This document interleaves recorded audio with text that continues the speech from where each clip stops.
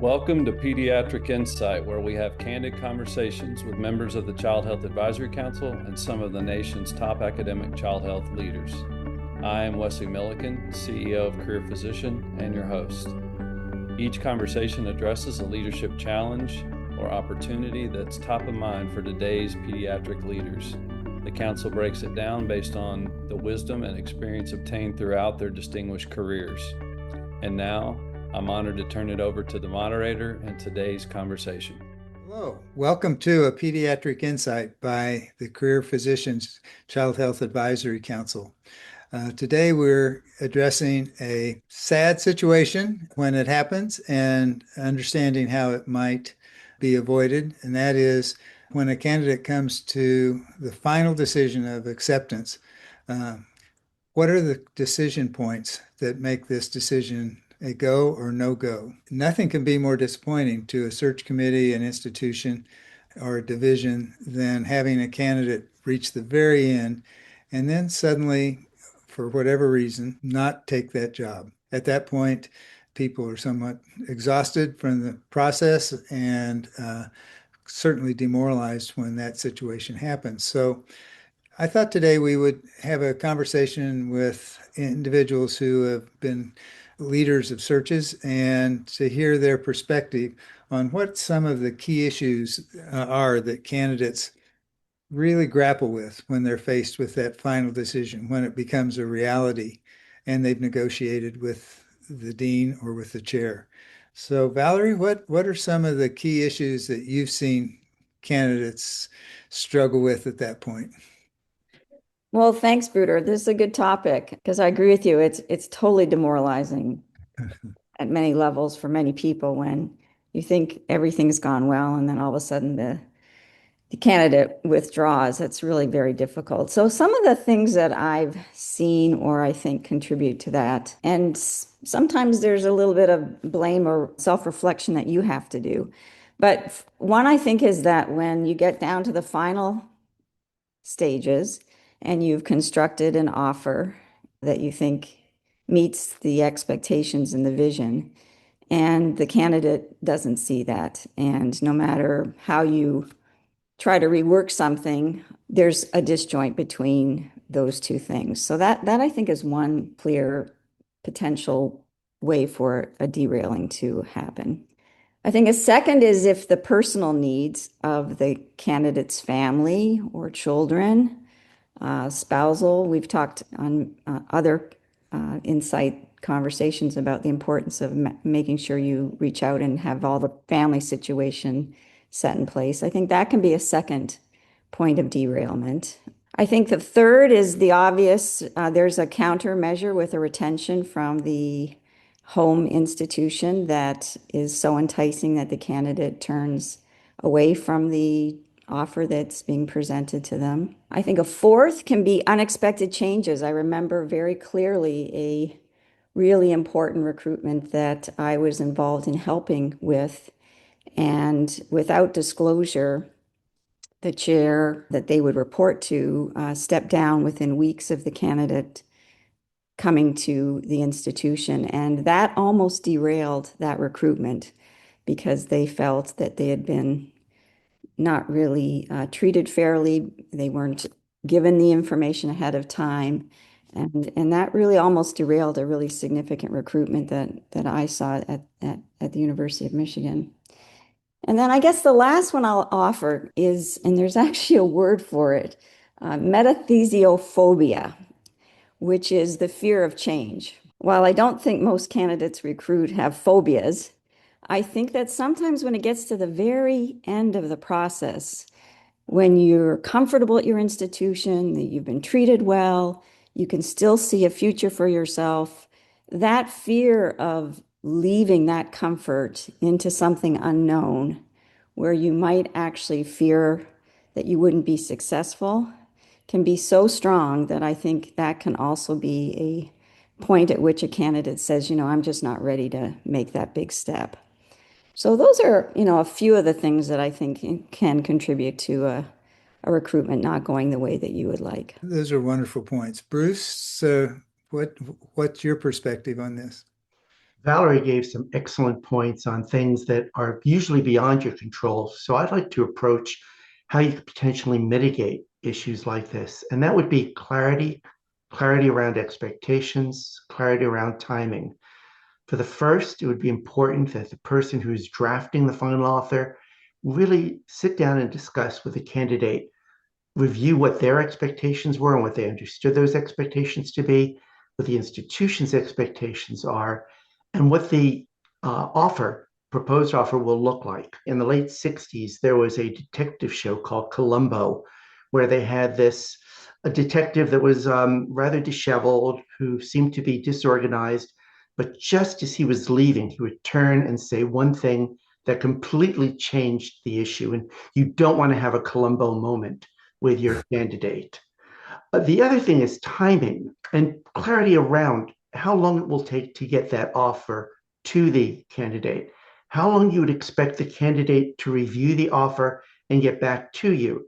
And if timing changes, to be clear, to let them know, to explain what the holdup may be, and to give new timing. So I think clarity around expectations, clarity around timing may mitigate some of those issues. Thank you, Bruce. Arnie, did you have comment on this issue? Unfortunately, I have had some experience with this, but I think it's just has to be understood that this can happen, both from the candidate's perspective and from the recruiting institution's perspective, and that it's a reasonable thing. I mean, we've all been through this kind of situation where you want to find a new job, you think you can do it really well, it's a challenge, it's exciting, but then something changes, and they can be trivial changes as have been mentioned, and some of them could be huge changes, but I think it's okay, and we all have to accept that.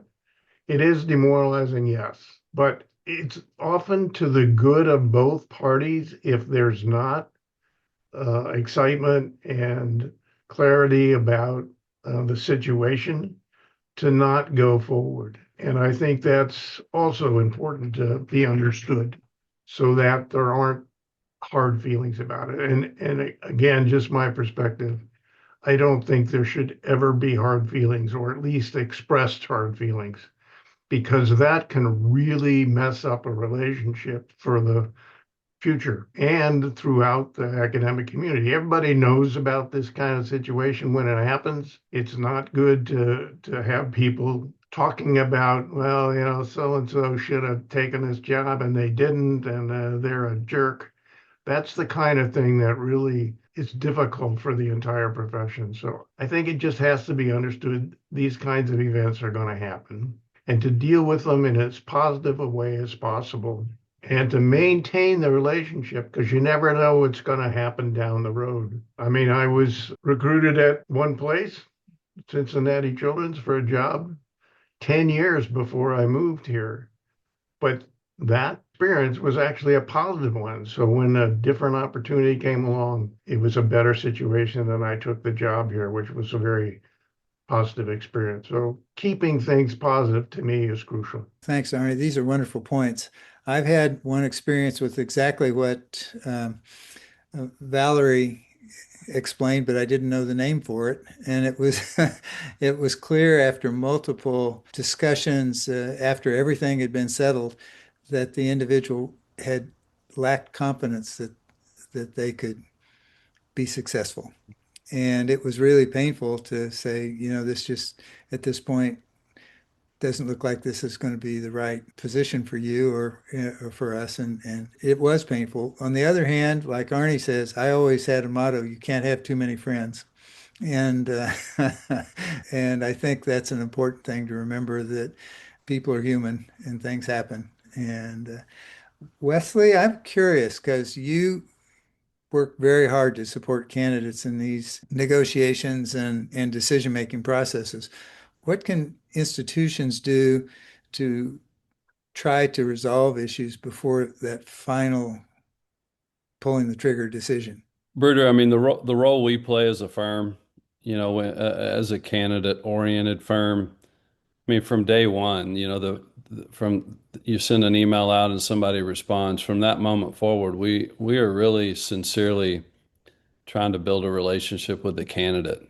trying to understand their goals, what they're trying to accomplish. What does it look like if they stay where they are for the next 5 years? What does it look like, if they move on to a new role? Just understanding those passions and objectives truly helps the search to be successful, right? And success being defined by both client and candidate getting what they need to be successful moving forward. And I think oftentimes that relationship development piece happens much later in the process, right? For traditional university-based searches, HR and there's a lot of things going on that prevent some of those same conversations from taking place. And so I just feel like between that and then really understanding the role, solving the problems, I mean, we definitely have, not we, I'm talking about academic pediatrics here, in that the candidate pool is across the board more skittish today than it's ever been.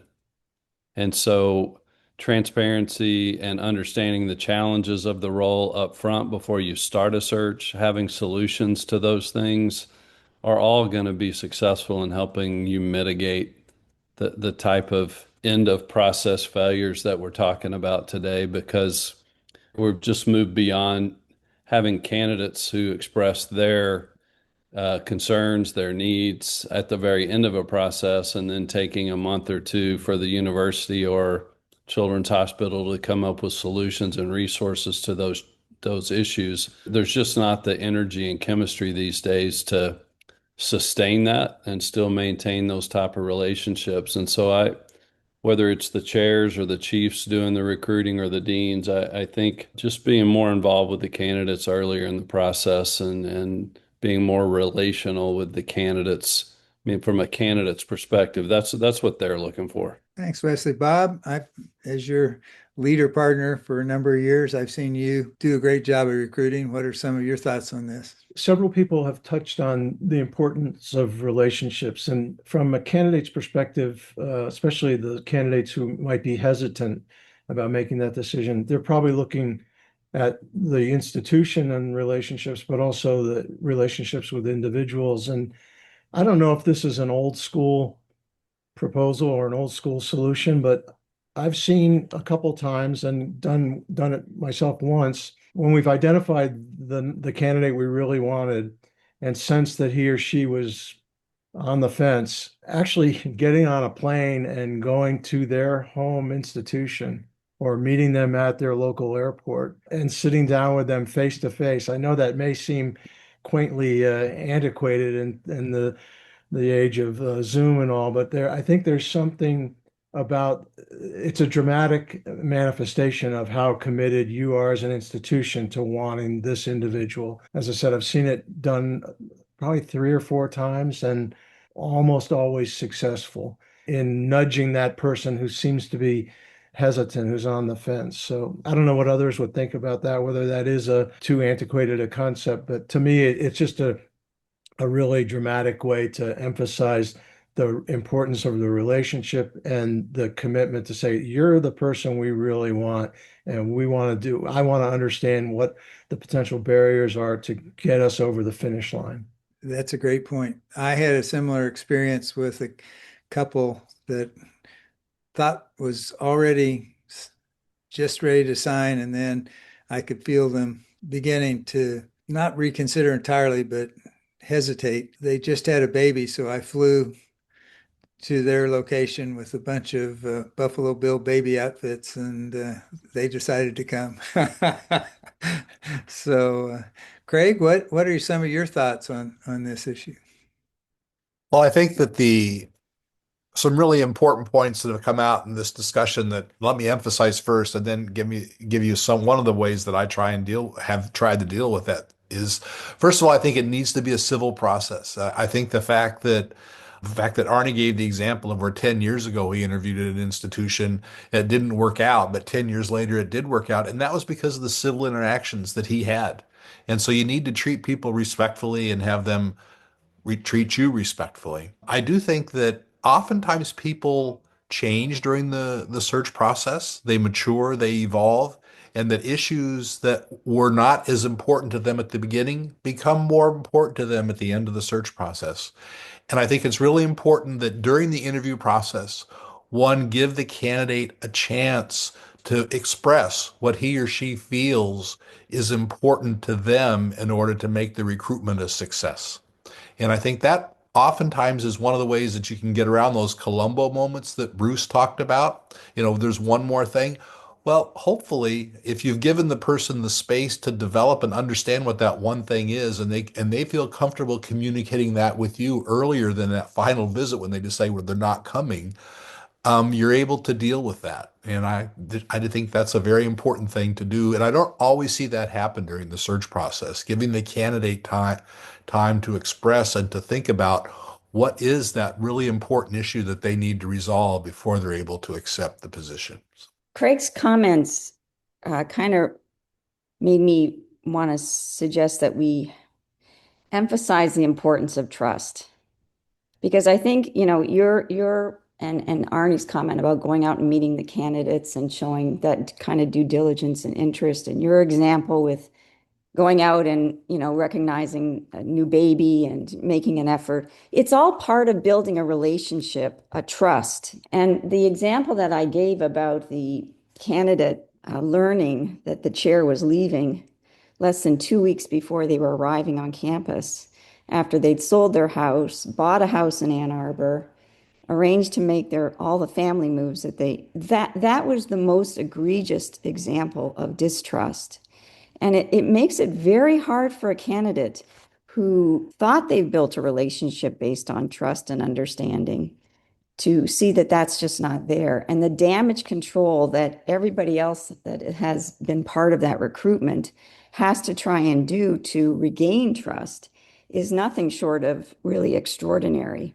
So I think if people are watching this insight today, I hope that some of the comments that we've mentioned about how things can fall apart, the one thing that can help make some of those difficulties not become, the bad outcome that we're trying to obviate is that you truly have been honest and led with integrity, and a trust has been established between you and the candidate, so that when there's a fear or when there's new information or where there's, any kind of feeling that maybe it's too early for me, or to Arnie's point about coming back to the institution at a later date, like this isn't the right option for me right now, but at another date, it could be a great place for me to come. It's all related to trust and the integrity of the process. So I just wanted to add that. Thanks, Valerie. Danielle, you have a comment? Yeah, I mean, a lot has been said already. And I think one thing that may diminish trust is too many visits. Okay. As if there's a search for something more. And especially when you're going back and forth, that I think that giving the confidence to the applicant that you're actually ready to make a decision. So the decision is bi-directional, right? It's that you're offered a decision, a request, and that the person who needs to weigh all of the things that have been said already actually trust in that relationship to go forward. So I think sometimes they're unstated concerns. So be straight. The institution needs to be straight that they want you. They have the ability to support you and your, what your needs, both personally and professionally. And then that the individual feels wanted. I mean, I can't emphasize more that for most of us, we want to feel wanted. Right? That the process is because they like us, they want us, they think we have the skill sets, or they're going to invest in the support that's needed to be successful. Oh, well, thank you. That's an interesting point about the number of visits. It makes me understand a failed recruit now. We in our roles often serve as mentors for people at a time in their career when they are considering new positions. If you have a mentee who's struggling with the key to career decisions, how do you advise them or work with them to consider their options? Two important components of that are, yes, their own career. And is this the right step?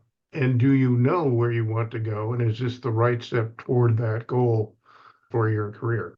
Many people who are thinking about positions just are focused on, yeah, well, I'm going to be a division director, then I'm going to be a department chair, and then I'm going to be a dean, without understanding what that really means. So I think some discussion about what the long-term goals are of your mentee is important from the personal perspective. But I also always try to emphasize, is this the right choice for both institutions, the one where you are and the one where you might go? And how will it make a difference to those institutions? And the goal of that discussion is to try to keep candidates focused outside of themselves and realize that the next step, and I'll just use division director, is very different from where you are. So let's say you're a really successful faculty member, you're maybe research oriented and have a lot of grants, and you're publishing great papers. When you become a division director, it's not going to be all about you anymore. And the same is obviously very true for a department chair or a dean. And you have to understand, the candidate has to understand, and I, as an advisor to them, emphasize how different the situation will be.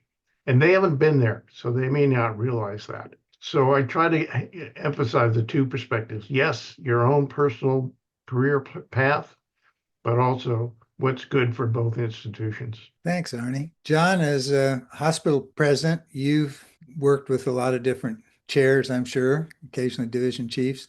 What are some of the things when you're realizing someone's struggling with the decision that you offer them? I think it's one of those things where you want people to make the right decision. You want them to go with their heart. They're struggling with the right decision for a number of reasons. They're maybe unsure about the opportunity, and that's okay. At the end of the day, we've got to make decisions that we can personally feel comfortable in. And so when we're recruiting somebody from the hospital side, we want to convey to them why this is a right opportunity, why this is a better opportunity for them professionally, but also personally.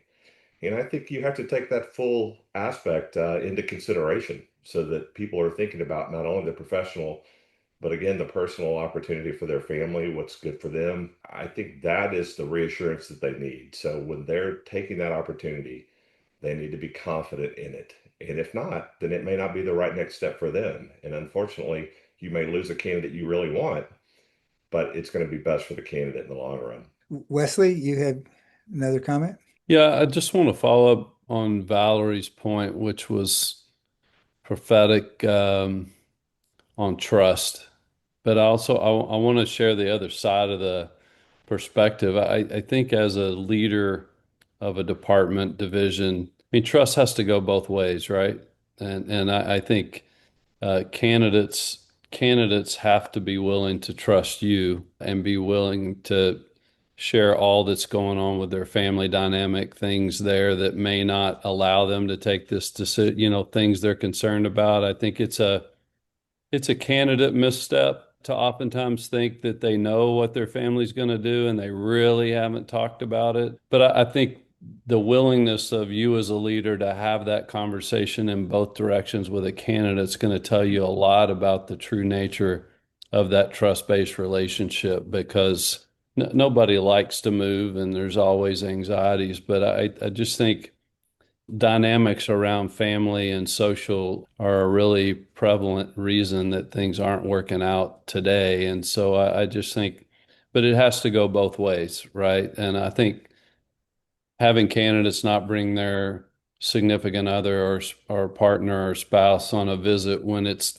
time for them to do that. I mean, those are just all things that should lead you as a leader to want to have that heartfelt, trust-based conversation about where they are and what they want to do. But just a statement that it's got to be a bi-directional thing, the trust piece of it for sure. So one thing that was brought up is that some institutions take a long time to sign off on that final. There's a number of really important books written about decision making.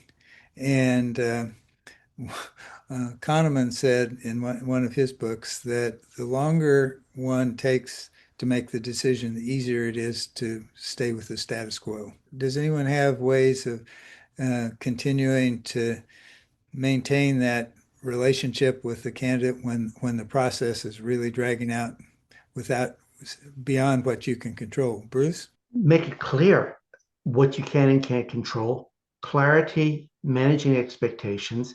If you know that your institution is going to take a longer time, let them know and explain that it's not you, it's me, something you don't hear these days very much. But also explain if things change, if there is a delay, what the reason for the delay is and why. Also have to look at the other way. Sometimes it takes the candidate time to review and think about and manage the expectations about their timing as well.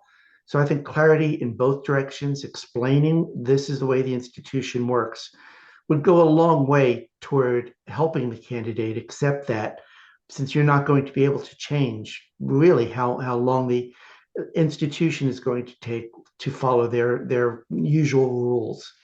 Thank you. I think just to add to that confusing messages. So if somebody is coming out and it relates to, I think, Valerie's point, and this is a junior faculty that I was just involved with. If somebody asks you to take a look at housing, and yet the search is not moving forward, it's inconsistent and confusing messages. There certainly is a momentum that is involved in recruitment, and long delays oftentimes make it easier to say that they don't want to come. And I agree with Bruce, transparency is a way to mitigate that, but it also is a fact that the longer you wait, probably the less likely they are to take the position. And you just have to, as a leader, you need to make sure you do everything you can to mitigate the shorten that time frame that you're going to have the candidate thinking, well, maybe you really aren't in control of their career, and maybe you really aren't going to be able to make it so that they can trust you and move their whole family and their career to working with you. So this has been a fascinating discussion. You know, decisions are made based on both two phases, an analytical phase and an emotional phase. And we've spent a lot of time today talking about we've almost passed that analytical phase and gotten the final decision of accepting that job that makes you perhaps change locations, move your family, leave dear friends, often boils down to an emotional one. And that trust is such an important aspect, both for the candidate trusting the institution and the institution trusting the candidate's commitment to them. So this was really a fascinating discussion. I want to thank everyone. For the listeners, there are other interesting discussions on the Career Physician website. Thank you for tuning in today. Thank you for joining us for today's discussion. The Child Health Advisory Council is comprised of a diverse group of emeritus deans, department chairs, division chiefs, and child health executives recognized for their leadership contributions in academic pediatrics and child health. The CHAC's impact is further bolstered by council specialty advisors who are active current national leaders in each of the subspecialties in pediatrics. Collectively, the 30-plus members of the CHAC bring unmatched wisdom and experience to career physicians' executive search and leadership development endeavors for its clients. If you have a question for our council or have a future topic suggestion, please connect with us at pediatricinsight.com.